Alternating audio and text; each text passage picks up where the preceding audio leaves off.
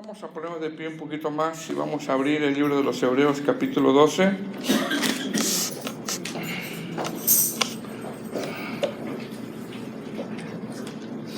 Espero que este estudio, esta predicación sea de consuelo para nosotros y sea un aliciente a seguir perseverando, amén.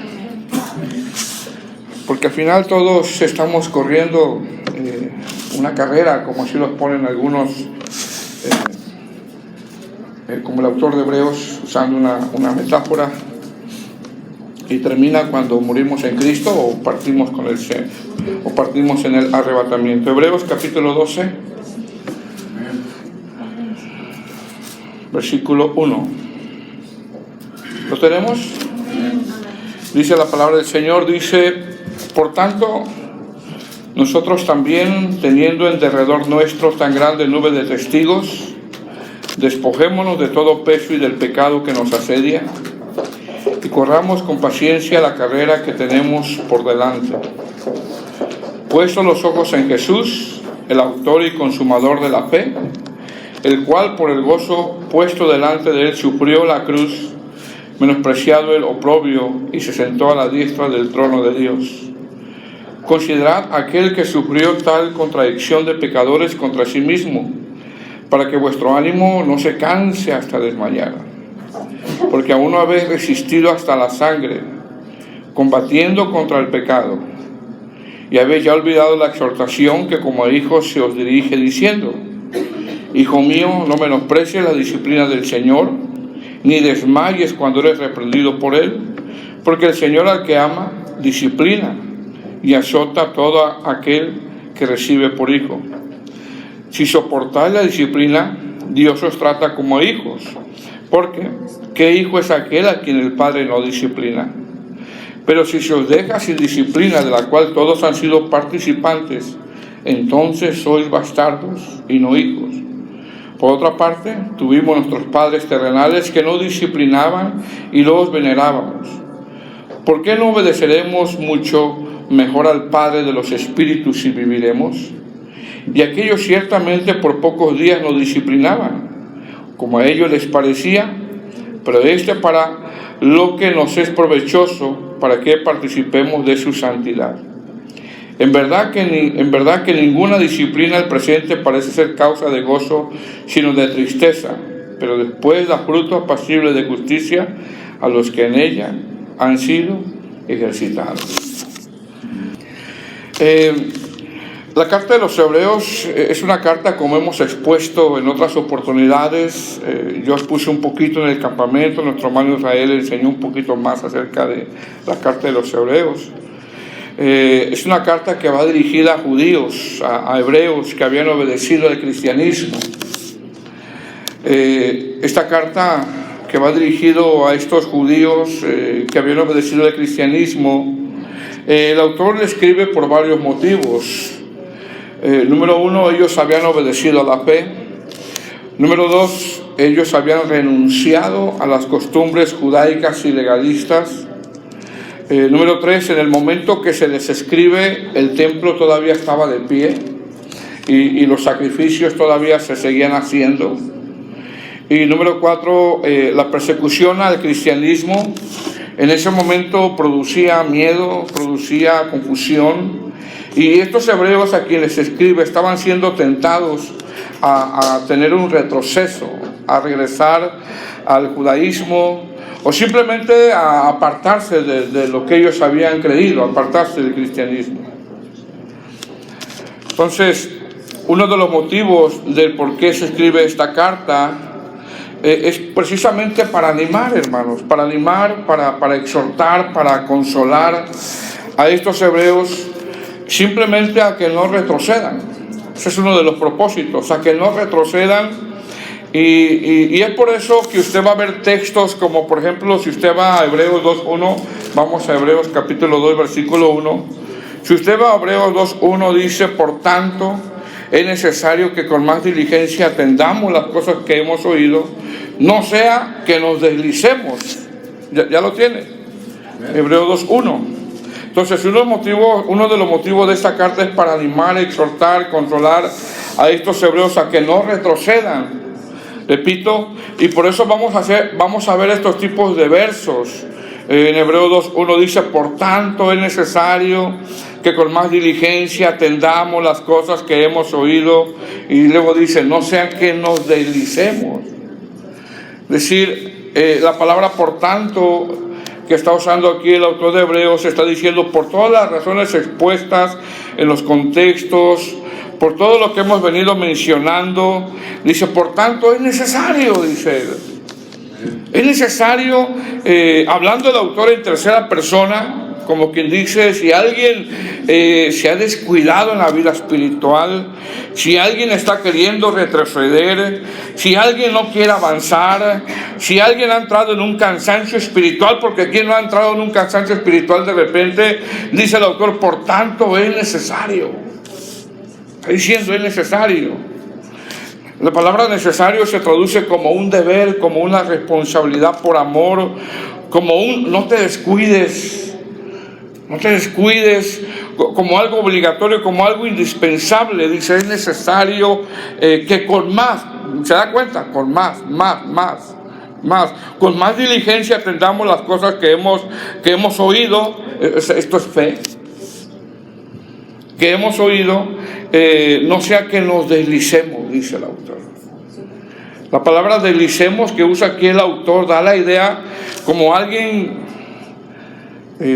allá en México dicen vamos a caminar, ¿verdad? Acá dicen, ¿cómo dicen aquí? Hiking, ¿verdad? Vamos a hiking, dicen. Allá vamos a correr al cerro, ¿no? Aquí es hiking.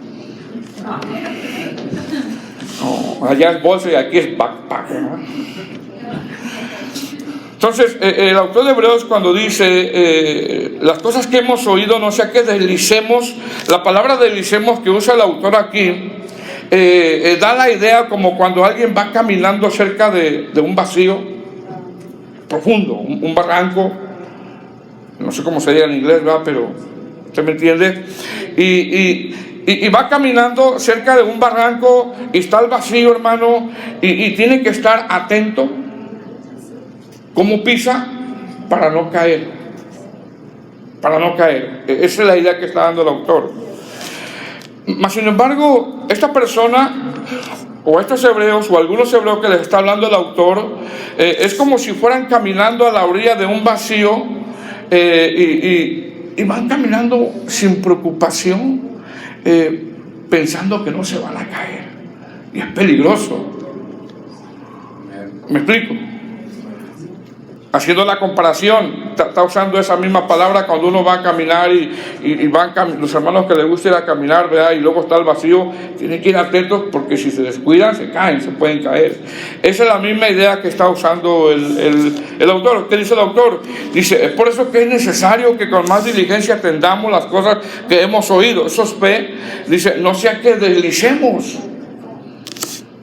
Entonces, uno de los motivos de la carta pues es precisamente eso, animar, exhortar, consolar a estos hebreos que habían obedecido a la fe cristiana a no retroceder, y es por eso que usted va a ver este tipo de texto. Va a haber otros textos que dicen, por ejemplo, dice, porque me es imposible los que una vez fueron iluminados. Es decir, se les quitó la venda de sus ojos, entendieron que Dios ya no está en ese templo donde estaban esos sacerdotes y donde se hacían esos sacrificios, escucharon el Evangelio y creyeron que Jesús es el Mesías y les comenzó a brillar la semblanza de Cristo en la vida de ellos. Dice, y gustaron del don celestial y fueron hechos partícipes del Espíritu Santo y asimismo gustaron de la buena palabra de Dios y de los poderes del siglo venidero y recayeron, sean otra vez renovados para arrepentimiento. Está haciendo una invitación el autor, una invitación y con una exhortación. Entonces usted va a ver textos así. ¿Por qué? Porque estaban siendo tentados a retroceder. Entonces el autor de Hebreos les escribe a hebreos que habían obedecido a la fe, hebreos que habían renunciado a las costumbres judaicas y legalistas. El templo todavía estaba de pie, había persecución. Repito, y estos hebreos estaban tentados a abandonar el cristianismo. Ahora, en base a los motivos del por qué el autor les escribe esta carta, en el capítulo 12, el autor ya va concluyendo, aquí en el capítulo donde comenzamos, él ya va concluyendo que la vida cristiana es como una carrera donde hay una meta a la cual nosotros no tenemos que abandonar. Y expone que hubo personajes que se le llaman algunos héroes de la fe que terminaron su carrera. Es decir, en el capítulo 11, porque empezamos en el capítulo 12, amén, en el capítulo 11, él expone que hay algunos héroes de la fe que son simplemente, hermanos, son ejemplos para nosotros, nada más. Son ejemplos para nosotros de cómo la confianza, la perseverancia, la fe de ellos no se quebrantó e hicieron cosas que Dios les mandó con convicción y simplemente terminaron su carrera. Por ejemplo, Noé nunca había visto llover, pero él estaba haciendo el arca con convicción, con fe, aunque nunca había visto llover. Amén. Entonces, en este capítulo 12, el autor, con una analogía de una carrera, expone que de la misma manera la vida cristiana es como una carrera, hermano, y hay una meta donde todos tenemos que llegar. Todos tenemos que llegar. ¿Por qué? Porque de eso se trata la vida cristiana también. Nacer de nuevo por la gracia de Dios, perseverar en la vida cristiana por la gracia de Dios y morir siendo cristiano, morir en la lucha de la santificación por la gracia de Dios. De eso se trata también la vida cristiana. Amén. Nosotros de repente nos sentimos tristes por la partida de nuestra hermana, pero ¿sabe qué? Ella terminó su carrera, porque de eso se trata el cristianismo también. Nacer de nuevo, perseverar por gracia y morir en la lucha de la santificación. Y mire cómo comienza. Estamos ahí, capítulo 12, verso 1. ¿Lo tiene? Dice, por tanto, nosotros también, teniendo en derredor nuestro tan grande nube de testigos, despojémonos de todo peso y del pecado que nos asedia y corramos con paciencia la carrera que tenemos por delante. Ahora, por tanto, hermano, se refiere a todo lo que mencionó en el capítulo 11. A todo lo que mencionó en el capítulo 11. ¿Y qué habla en el capítulo 11, hermano? Habla de la fe. Habla de la fe. Habla de cómo algunos corrieron esta carrera por fe. Porque sabe que, hermano, siempre ha sido por fe. Siempre ha sido por fe. Si nosotros vamos al capítulo 11, nosotros vemos, por ejemplo, vamos al capítulo 11. En el verso 1 dice, pues la fe es la certeza de lo que se espera y la convicción de lo que no se ve. Verso 2, porque por ella alcanzaron buen testimonio, dice los antiguos. Verso 3, por la fe entendemos haber sido constituido el universo por la palabra de Dios, de modo de lo que se ve fue hecho de lo que no se veía. Dice bien, hermano, es héroe de la fe, por ejemplo, Abraham, porque el nombre Abraham, Abel, Moisés, Daniel, dice que taparon boca de leones, Sara, Enoc.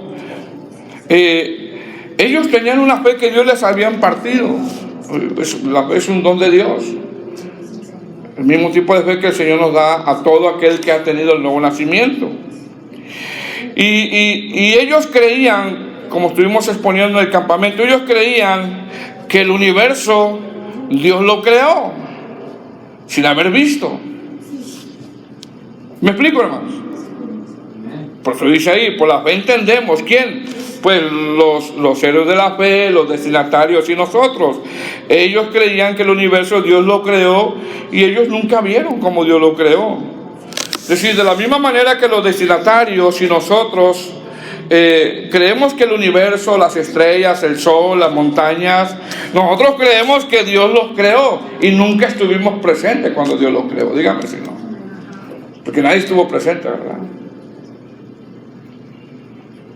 Nosotros no creemos en la famosa teoría del Big Bang. El hermano Rubén lo nombró un poquito el viernes. ¿Sí saben esa teoría, hermano, del Big Bang? Creo que en la escuela lo enseñan, ¿no? Que hubo una explosión, ¿no?, cosmológica, y que hace 13.800 millones, con exactitud dicen, ¿verdad?, como si ahí hubieran estado, ¿verdad? Que hace 13.800 millones de años el universo tuvo etapas de enfriamiento y luego se mezcló con el gas y ¡oh!, explotó todo, y luego de ahí salió una cucaracha y luego de ahí salió una mosca y, o sea, de ahí se creó según todo. Es lo que creen. Ellos creen que todo provino de una explosión, ¿verdad? Sin embargo, aquí la palabra del Señor dice, por la fe entendemos haber sido constituido el universo por la palabra de Dios, de modo de lo que se ve fue hecho de lo que no se veía. Nosotros no podemos explicar eso, pero creemos por fe que Dios lo creó. No estuvimos ahí presentes, pero creemos que Dios lo creó. Y los serios de la fe creían eso, como usted también. Porque no me vaya a salir con que usted cree en el Big Bang, ¿eh? Nosotros creemos que Dios creó el universo. Y no vimos cómo lo creó, pero creemos eso por fe. Entonces, en el capítulo 12, el autor de Hebreos está dando una conclusión de lo que ha venido exponiendo ya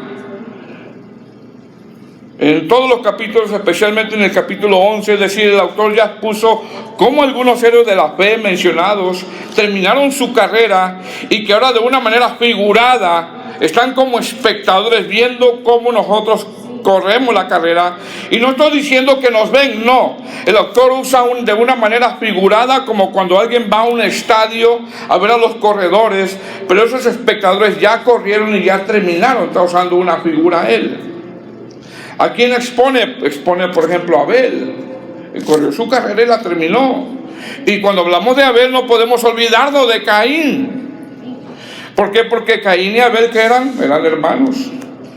Tienen los mismos padres, tienen la misma enseñanza, sabían cómo agradar a Dios, mas sin embargo Abel decidió agradar a Dios y Caín no.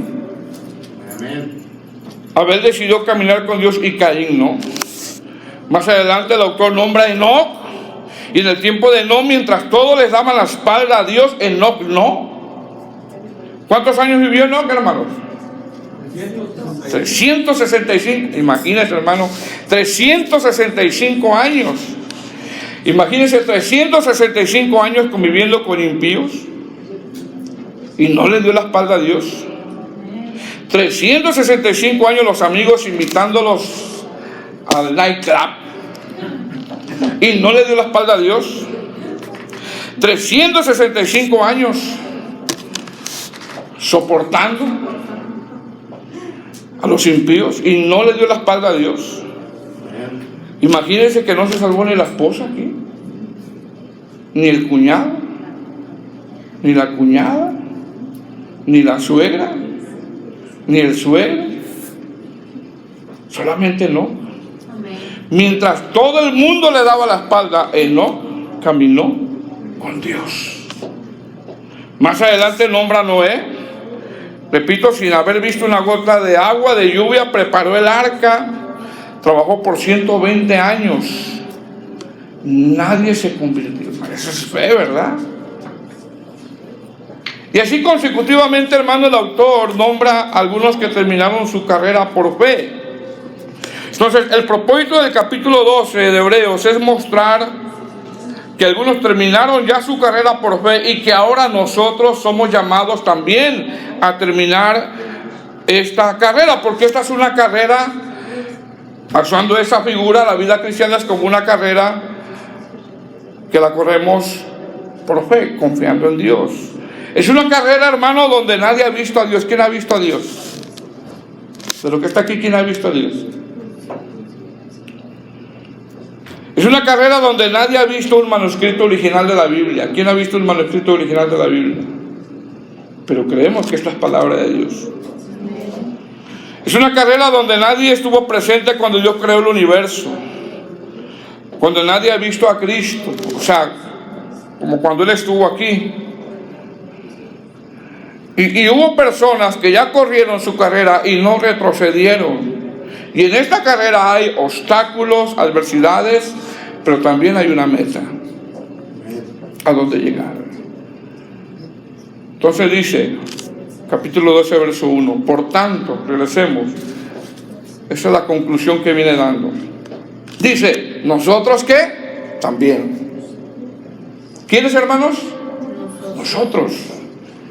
Es decir, así como los mencionados en el capítulo 11 dicen, nosotros también, teniendo en derredor nuestro tan grande nube de testigos, despojémonos de todo peso y del pecado que nos asedia. Dice, mire cómo se tiene que correr la carrera. Corramos con paciencia la carrera que tenemos por delante.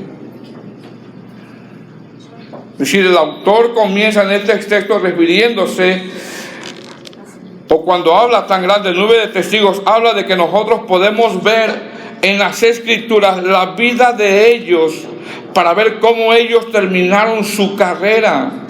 Y cuando nosotros estudiamos la vida de estos seres de la fe, vemos que sufrieron, tuvieron escasez algunos, quizás tuvieron desánimo, sufrieron burlas, no le dieron la espalda a Dios, eran como nosotros de carne y hueso, tenían emociones como nosotros, tuvieron fallas en cierto momento de sus vidas. Quizá en algunos momentos de su vida tuvieron malas decisiones y fueron disciplinados por Dios, por ejemplo, como Abraham. Pero ¿sabe qué? Terminaron. Terminaron su carrera. Dice, despojémonos de todo peso y del pecado que nos asedia. Mire cómo dice. El autor de los Hebreos expone que en esta carrera es una carrera, hermano, de toda la vida. Y expone que se nos van a presentar obstáculos, y aquí nombra dos. Número 1, todo peso. Y número 2, el pecado que nos asedia. Dos cosas nombra aquí. Ahora, ¿a qué se refiere el autor cuando dice despojémonos de todo peso? Mire, la palabra peso es una palabra griega que es onkos. Y aquí se refiere a una hinchazón en el sentido de inflarse o de jactarse. Es decir, en una carrera nadie puede correr con una hinchazón, por ejemplo, en un pie. Nadie lo puede correr. Mas, sin embargo, cuando él habla aquí de peso, repito, la palabra griega habla de una hinchazón en el sentido de inflarse o de jactarse. Un predicador de sana doctrina decía que el cristiano corre dos peligros de los cuales nosotros debemos de cuidar. Número 1, del pecado, que son las tentaciones. Y número 2, de vanagloriarnos, de hincharnos, de jactarnos. Y sabe, hermano, que hay muchos cristianos, llámese cantantes cristianos, llámese artistas cristianos, corriendo la carrera hinchados. ¿Sí sabe eso? Por mí llegaste a Cristo. ¿Qué es eso, hermano? Por mí. Yo y mi banda. Si no fuera por mí, tú conociste. Hinchazón. El apóstol Pablo a los Corintios, 1 Corintios capítulo 3, versículo 6 dice: yo sembré, Apolo regó, pero Dios es el que da el crecimiento. Así que ni el que planta es algo, ni el que riega, sino Dios es el que da el crecimiento. A Dios sea la gloria siempre. Amén. Sin embargo, muchos corren así, hinchados. Una vez en un debate cerrado que yo estaba, a un cantante conocido, que no le voy a decir el nombre, les puse sobre este texto, le hablé sobre la hinchazón, me sacó el currículum: 30 años de ministerio, tantos discos grabados, tantas naciones he visitado. ¿Cómo estaba? Hinchado.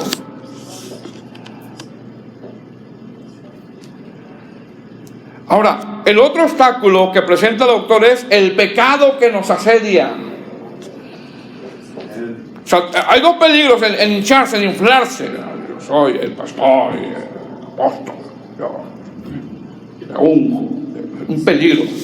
Pero el otro peligro es el pecado que nos asedia. Estamos corriendo, pero hay un pecado que nos asedia. Dice, despojémonos del pecado que nos asedia. ¿A qué se refiere esto? Esto no se refiere a que vives en pecado pero corres. Esto no se refiere a eso. No. Esto se refiere a las tentaciones y las distracciones que se te presentan en esta carrera. ¿Y qué tengo que hacer? Recházalas. No te distraigas. Pregunta, ¿qué tentaciones se te presentan en esta carrera? De todo tipo. De todo tipo. Estás corriendo la carrera cristiana y se te presentan todo tipo de tentaciones. ¿Qué tienes que hacer? Recházalas. Recházalas, recházalas. Dice el texto, ¿estamos ahí? Dice, y corramos con paciencia. Mire cómo tiene que correr la carrera. Y corramos con paciencia la carrera que tenemos por delante. Mire cómo dice, hermano. Corramos con paciencia la carrera que tenemos por delante. Ahora, aquí vemos varias cosas. Número uno, hay una carrera, hermanos, y tenemos que correrla. ¿Ok? ¿Ya te metiste a la carrera? Corre. Corre. No nos podemos parar. No podemos retroceder. Un ejemplo, imagínense que hay un maratón aquí en Ogden y el punto de salida es en la 24 y la meta es en la 40. Y estamos todos ahí con los números. Y de repente el que dice listo o dispara para que empiecen a correr, pues todos empiezan a correr hacia la 40 donde está la meta, pero otros empiezan a correr hacia la 12. ¿Qué van a pensar, no? Así no se corre. Bueno, así hay muchos que dicen que son cristianos y según están corriendo en el lado opuesto. Entonces, ¿qué está diciendo el autor aquí? Y corramos con paciencia. Está diciendo que hay una carrera. Está diciendo, métete a la carrera. Está diciendo, no te detengas en la carrera. Está diciendo, esta carrera, quien no la corre se va a perder eternamente. En esta carrera corremos por un premio que no hemos visto, pero es seguro. Y tenemos que correr con paciencia. Dice, corramos ¿con qué, hermanos? Con paciencia. ¿A qué se refiere con paciencia? El autor se refiere aquí a correr sin rendirse. Hermano, no te rindas. No te rindas. ¿Ya comenzaste? Ahora, no te rindas. Ve con paciencia, no te rindas. Corramos con paciencia, se refiere a sin rendirse, a correr con sabiduría, a correr con aguante, con valor. Es una carrera de valientes. Miren bien, la palabra carrera que usa el autor en griego es agón, que significa agonía. Es decir, ¿qué está diciendo el autor? Lo que está diciendo que la vida cristiana es como una carrera agonizante, donde, ¿sabes qué, hermano? Tú y yo tenemos que menguar.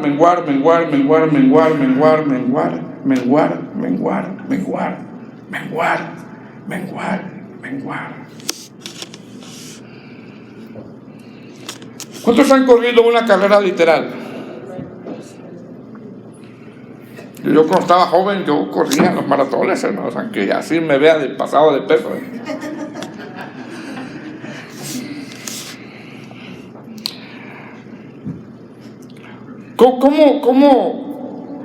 ¿Cómo correrías una carrera si no te preparas? Literal, ¿no? Vamos, un maratón, ¿no? ¿Cómo correrías una carrera si no te preparas? llegas con la lengua de fuera, ¿no? Hablando así en ese sentido, llegas acalambrado, ¿no? Que de repente a nosotros nos dan los calambres hasta cuando comemos ya, ¿verdad? A mí me dio un calambre la otra vez. Entonces, esta carrera que es agón en griego, que es agonizar, como cuando estás corriendo y ya no aguantas y llegas ahí bien acalambrado, ¿no? Esta palabra carrera que es agón, que significa agonizar, el doctor está diciendo que esta carrera demanda, que hermanos, disciplina, determinación, valor, perseverancia, no rendirse, no retroceder. Es decir, saber lo que uno quiere, saber a dónde uno quiere llegar y echas mano de todo lo necesario para llegar. Tenemos la oración, tenemos el ayuno, tenemos la palabra, tenemos una congregación. Por ejemplo, el que corre una carrera, ¿qué tiene que hacer, hermano?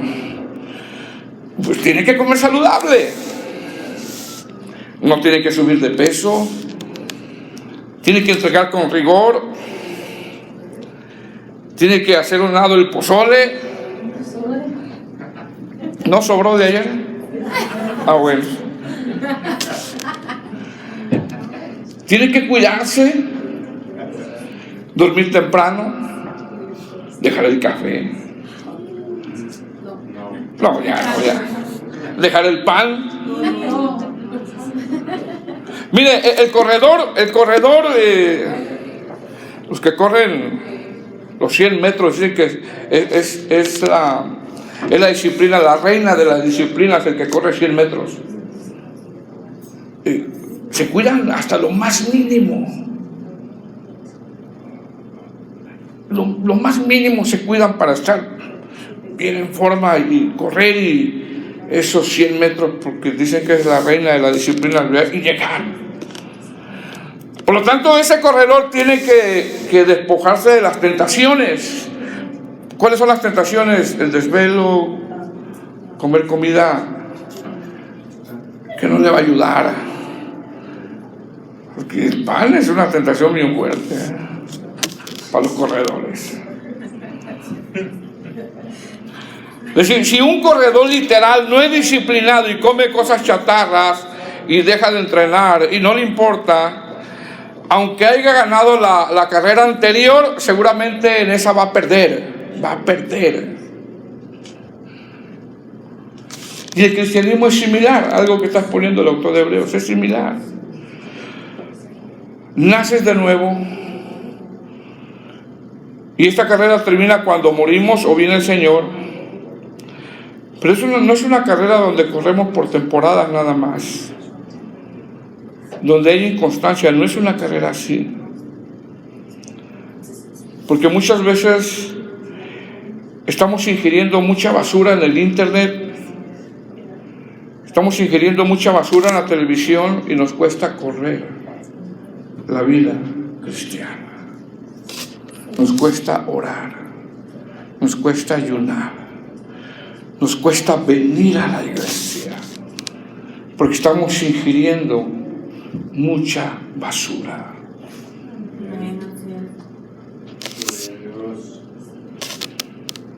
Es decir, estos cristianos hebreos a quien el autor les habla comenzaron bien, pero con el paso del tiempo comenzaron a abandonar la carrera. ¿Qué dice el autor? Corran con paciencia, no se rindan. Hermano, no se rinda.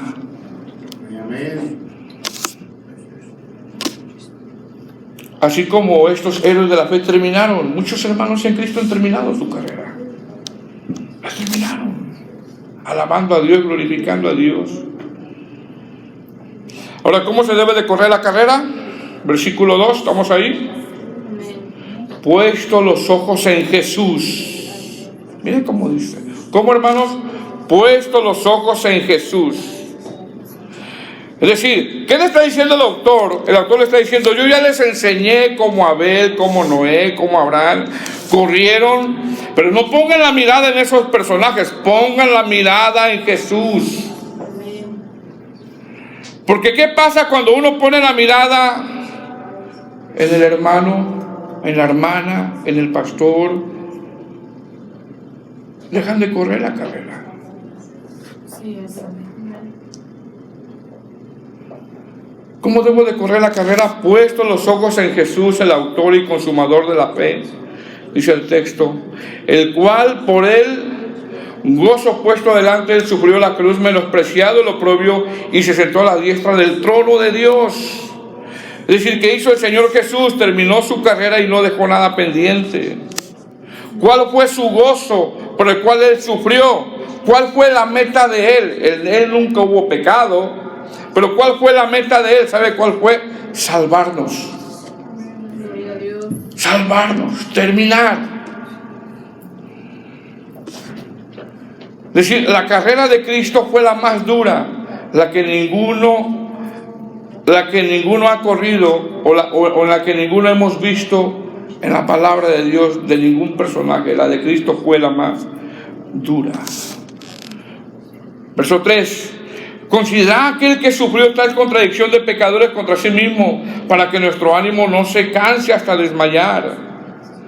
Porque aún no habéis resistido hasta la sangre, combatiendo contra el pecado.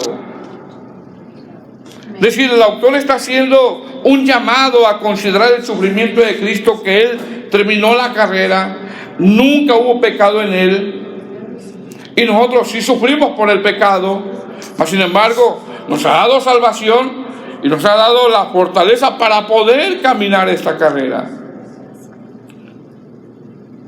Amén. ¿Qué está diciendo el autor aquí en este texto? Que no se rindan antes de tiempo. No se rindan. ¿Qué más dice? Que el sufrimiento de Cristo no se compara con el sufrimiento de nosotros. Verso 5. ¿Lo tiene? Dice, y habéis olvidado la exhortación que como a hijos se os dirige, diciendo, hijo mío, no menosprecies la disciplina del Señor, ni desmayes cuando eres reprendido por Él, porque el Señor al que ama disciplina y azota a todo aquel que recibe por hijo. Si soportar la disciplina, Dios os trata como hijos, porque ¿qué hijo es aquel a quien el Padre no disciplina? Pero si se os deja sin disciplina, de la cual todos han sido participantes, entonces sois bastardos y no hijos. Mira lo que está diciendo el autor. Por otra parte, tuvimos nuestros padres terrenales que nos disciplinaban y los venerábamos. ¿Por qué no obedeceremos mucho mejor al Padre de los Espíritus y viviremos? Y aquellos ciertamente por pocos días nos disciplinaban, como a ellos les parecía, pero para lo que nos es provechoso, para que participemos de su santidad. Es verdad que ninguna disciplina al presente parece ser causa de gozo, sino de tristeza, pero después da fruto apacible de justicia a los que en ella han sido ejercitando. Tomando los contextos que está hablando el autor, hablando de la carrera, ¿qué está diciendo aquí? Porque aquí se nombra más de 6-7 veces la palabra disciplina. El autor está hablando de que en esta carrera también el Señor, hermano, cuando no corremos bien, nos disciplina, porque somos sus hijos. Gloria a Dios. Y esta disciplina no es una disciplina de condenación, es una disciplina de un padre. Amén. Es una disciplina que, aunque duele, no es para lastimar, es una disciplina para crecer.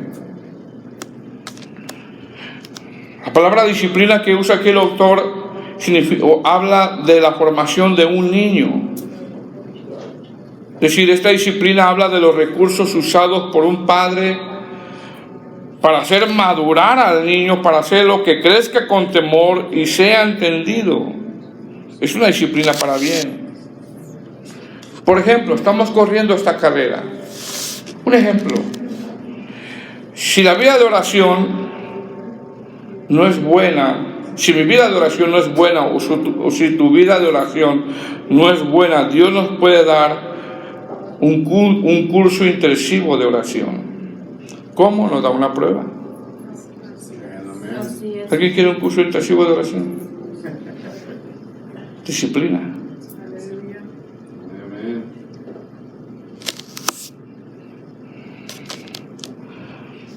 ¿Qué está diciendo el autor? Que en esta carrera el Señor nos disciplina también. ¿Cómo estamos corriendo? Esta disciplina de la que habla el autor tiene propósitos. No se refiere a un castigo eterno, sino a un castigo correctivo. Por ejemplo, hermanos, ¿quién recibió un castigo correctivo? Por ejemplo, David. ¿Se acuerda de David? Adulteró, se enfermó, pero ¿sabe qué? Nunca dejó de ser hijo. David.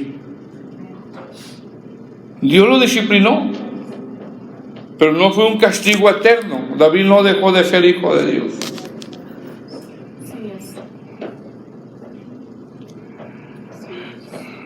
Verso 12, terminamos ahí. Por lo cual, levantad las manos caídas y las rodillas paralizadas. Dice, y haced sendas derechas para vuestros pies, para que el cojo no se salga del camino, sino sea sanado. Seguid la paz con todos y la santidad, sin la cual verá al Señor. Amén. Amén, gloria a Dios. Hermano, no te rindas. Ya empezaste, termina. Amén. Termina. Nuestra hermana terminó. Amén. Amén.